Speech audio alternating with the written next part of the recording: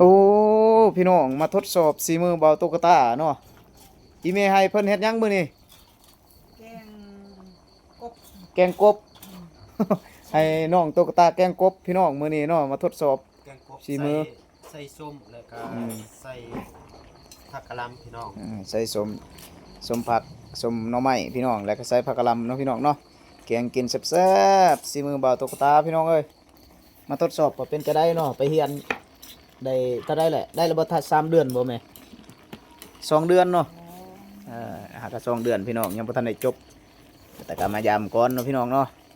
มาสู่สีมือมาเล่นบุญช่วงเหือเนาะมีร้านนางก็มานำมื้อนี้พี่น้องมาเล่นบุญเนาะพี่น้องเนาะแต่ว่ามาพักอยู่เฮือนเอาสิเทียนก่อน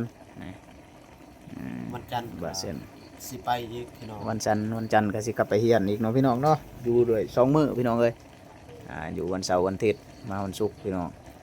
มาเบิ่งนำกันเนาะพี่น้องเนาะบัดแล้วใบเทียนกับสุดท้ายต่อตอนกินพี่น้องเอ้ยนี่สีมือโอ้ธรรมดาอีหลีแซ่บๆพี่น้องอีแม่หิวข้าวแล้วพี่น้องเอ้ยก่อนสิไปเบิ่งชงเรือเนาะไปเล่นบุญเนาะไป